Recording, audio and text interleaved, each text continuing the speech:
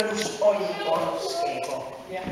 Tror du på Jesus Kristus, hans enbårne søn, vor Herre, som er undfanget ved Helligånden, født af Jomfru Maria, pint under Pontius Pilatus, korsfæstet, død og begravet, nedfaret til dødsriget.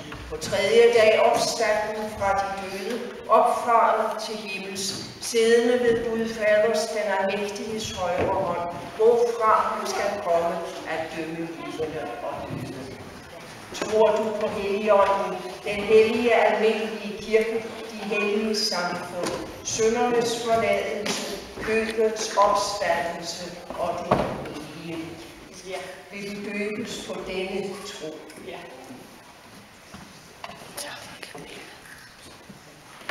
Alba Dixgaard Petersen Akali, jeg døber dig i Faderens og Søndens og Helligåndens navn.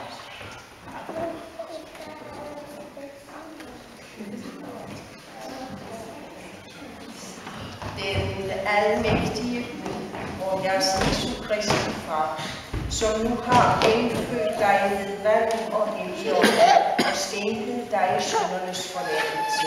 Han styrker dig med sin nåde til din evige liv. Han bevarer din udgang og din indgang fra nu og til tid. Fred være med dig. Og skal vi sammen bede Fader vor for og med Alba, vil du have det. Fader vor, du som er i himlerne, helliget vorde dit navn, komme dit rige. Ske din vilje som i himlen, således også i jorden.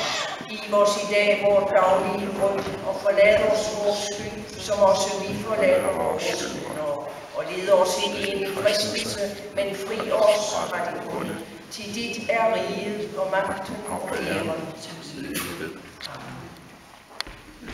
I forældre og faderen kan nu bevidne, at Alba er blevet døbt i faderens, søndens og helligåndens navn. I forældre skal vide, hvad I skylder Alba. Fortæl hende om den Gud, hun i sin dåb er kommet til at tilhøre. Fortæl hende om kristendommens vidunderlige fortællinger og bed for hende, for at hun må blive i Kristus, ligesom hun ved dåben er velkommen til ham. Sker det, at forældrene dør, før Alba bliver stor voksen og klarer sig selv, der skal I fader og